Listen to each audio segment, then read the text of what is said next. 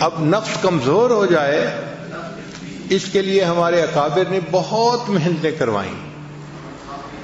چنانچہ آپ شروع دور میں دیکھیں اکابرین میں تو وہ اپنے خواہشات کو توڑنا اس پر بہت محنت کرواتے تھے، بہت محنت کرواتے تھے. دل میں چاہت پیدا ہوئی نہیں پوری کرنی تاکہ نفس کمزور ہو جائے. مقصد کیا تھا؟ نفس کمزور ہو جائے. یہاں تک کہ اگر پانی کا گھڑا دھوپ میں پڑا ہے تو جی چاہا کہ اس کو اٹھا کے میں سائے پہ رکھ دوں، ٹھنڈا ہو جائے گا پانی ذرا، تو نہیں، نفس چونکہ چاہ رہا ہے میں نے ایسا نہیں کرنا، تو نہیں کرتے تھے. پھر کھانا نہیں کھاتے تھے. بعض کے بارے میں تو یہاں تک مشہور ہے کہ انہوں نے روٹی لکڑی کی بنوائی اور گلے میں لٹکا لی. جب بھوک لگتی تھی تو وہ لکڑی کی روٹی کو دانتوں میں چباتے تھے. اے نفس، تو مجھے اللہ کی مخالفت پہ جو ہے آمادہ کرتا ہے، میں تجھے کھانا کیوں دوں؟ تو کھانا ہی نہیں کھاتے تھے، اتنا مجاہدہ کرتے تھے. پانی نہیں پیتے تھے، کھانا نہیں کھاتے تھے.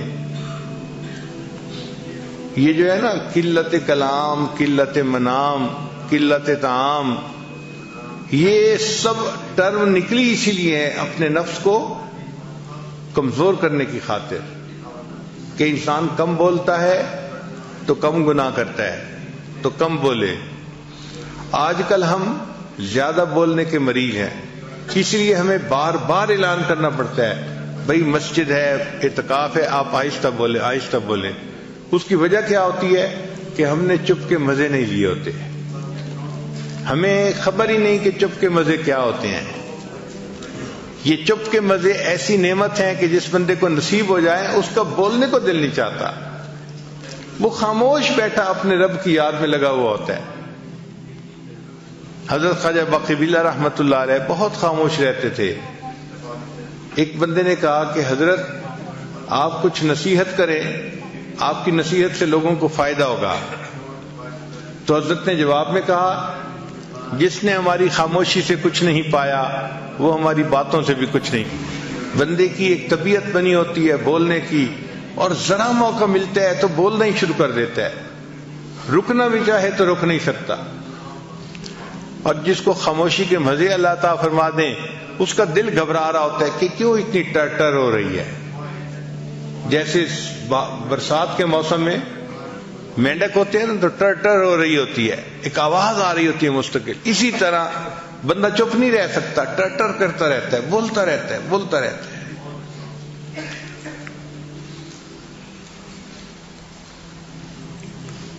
ہمارے مشائخ مراقبہ سکھانے کے لیے خاموش رہنا سکھاتے تھے. چنانچہ حضرت اقبال تھانوی رحمۃ اللہ کی خانقاہ پہ جو بندہ تربیت کے لیے آتا تھا پہلا کام اس کے ذمہ لگتا تھا کہ آپ نے کلام نہیں کرنا، بات نہیں کرنی، چپ رہنا ہے. ہاں سلام اگر کوئی کرے تو اس کا جواب دے سکتے ہیں چونکہ وہ واجب ہے، اس کے علاوہ کلام نہیں کر سکتے. تو صرف سلام کا جواب دینے کی اجازت تھی، اس کے علاوہ کلام کرنے کی اجازت نہیں تھی. حضرت خواجہ مجذوب رحمۃ اللہ علیہ چونکہ شاعر تھے اور ان سے لوگ زیادہ واقف بھی تھے اور مانوس بھی تھے، تو ان سے زیادہ باتیں کرنے کی کوشش کرتے تھے. تو حضرت خواجہ مجذوب رحمۃ اللہ نے کیا کیا تھا، ایک گتے کے اوپر لکھ دیا تھا خاموش، اور دھاگا ڈال کے اس کو گلے میں لٹکا لیا تھا. تو اگر کوئی بندہ ان سے بات کرنے لگتا تھا تو وہ اس کی طرف اشارہ کر دیتے تھے، صرف بھئی دیکھ لو یہ سائن ہے خاموش. اس طرح خاموش رہتے تھے. حضرت مفتی محمد شفیع رحمۃ اللہ علیہ اور حضرت مولانا یوسف بن نوری رحمۃ اللہ علیہ کے بارے میں آتا ہے کہ جب دونوں شہزادوں نے علم حاصل کر لیا تو تھانہ بھون حاضر ہوئے کہ حضرت کی خدمت میں کچھ وقت رہتے ہیں. اب جب وہاں گئے تو عشاء کی نماز پڑھ کے کمرے میں آئے. دونوں کو رہنے کے لیے ایک ہی کمرہ دے دیا گیا تھا. تو کچھ بیٹھے تو کوئی بات چیت شروع ہو گئی، تازہ علم پڑا ہوا تھا، بات ہوتی گئی. تھوڑی دیر کے بعد جو خانقاہ کا خادم تھا بوڑھا، وہ آیا، اس نے آ کے دروازہ کھٹکھٹایا کہ جی خانقاہ میں عشاء کے بعد باتیں کرنے کی اجازت نہیں ہے، آپ چپ ہو جائیں. وہ چپ ہو گئے، مگر اس کو روٹین میں لیا، اور تھوڑی دیر کے بعد پھر کوئی مسئلہ شروع ہو گیا، پھر باتیں شروع ہو گئیں۔ جب پھر باتیں شروع ہونے لگیں تو تھوڑی دیر کے بعد وہ خانقاہ کا خادم آیا اور اس نے آ کے کہا کہ جی مجھے حضرت کی طرف سے یہ حکم ہے کہ جو ایک دفعہ منع کرنے پہ نہ رکے اور پھر باتیں کرتے رہے، اس کی سامان کی گٹھڑی اس کے سر کے اوپر رکھو اور اس کو خانقاہ سے دھکا دو، جاؤ۔ جب آپ نے بات سمجھنی نہیں تو رہنے کا کیا فائدہ؟ کیوں وقت اپنا بھی ضائع کر رہے ہو، ہمارا بھی ضائع کر رہے ہو؟ تو اس نے کہا جناب میں دوسری دفعہ آ کے بتا رہا ہوں، اب اگر میں نے آپ لوگوں کی آواز سن لی تو میں نے آپ کا سامان آپ کے سر پہ رکھنا ہے اور آپ کو خانقاہ سے نکال دینا ہے۔ پھر دونوں کو احساس ہوا کہ خاموشی کی اہمیت کتنی تھی، کتنا سیریس معاملہ تھا۔ پھر اس کے بعد وہ نہیں بولے۔ ایک عالم آئے حضرت تھانوی رحمۃ اللہ کو ملنے کے لیے، بڑے عالم تھے، مگر حضرت نے انہیں کہا کہ آپ نے بات نہیں کرنی، چنانچہ وہ بالکل نہیں بولتے تھے۔ تو تھانہ بھون کے جو مقامی لوگ تھے وہ ان کو گونگا سمجھتے تھے، چونکہ کبھی بولتے سنا جو نہیں، اس کو کوئی بات بھی کرنی ہوتی تھی تو اشاروں سے کرتے تھے، تو لوگ ان کو گونگا سمجھتے تھے۔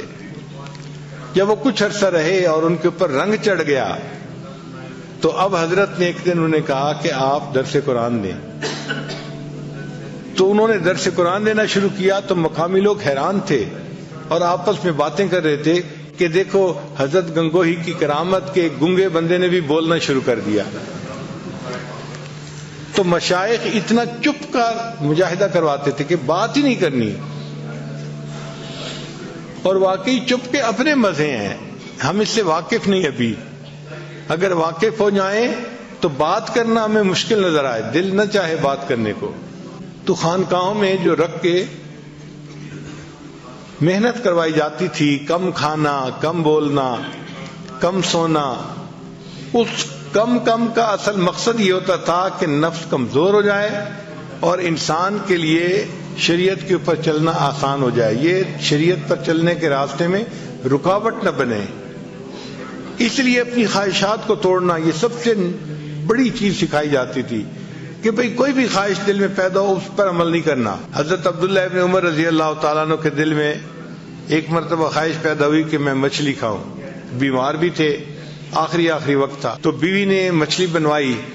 جب مچھلی بن کے تیار ہوئی اور دسترخوان پہ لائی گئی تو اس وقت دروازے پہ ایک سائل آ گیا، اس نے کہا جی کہ مجھے اللہ کے لیے کچھ دے دو۔ حضرت نے وہ مچھلی اٹھا کے سائل کو پکڑا کہ میں نے اس کو آخرت کے لیے ذخیرہ بنا دیا۔ یعنی اپنی خواہش پہ عمل نہیں کرنا کہ میرے اندر چاہت جو پیدا ہوئی تھی کہ میں مچھلی کھاؤں، میں نے اپنی چاہت پہ عمل نہیں کرنا۔ اور آج کل تو اپنی ہی چاہت کا یعنی ماحول بنا ہوا ہے، ہر بندہ کیا مرد اور کیا عورت کرنا وہ ہے جو میرا دل چاہے، میرا جی چاہے، چھوٹے سے لے کے بڑے تک ایک ہی چیز ہے، اپنی خواہش پہ عمل کرنا۔ اس وجہ سے آج نفس اتنے موٹے ہیں کہ انسان کے قابو میں نہیں، اور ان کو کمزور کرنا ایک مشکل کام بن گیا ہے۔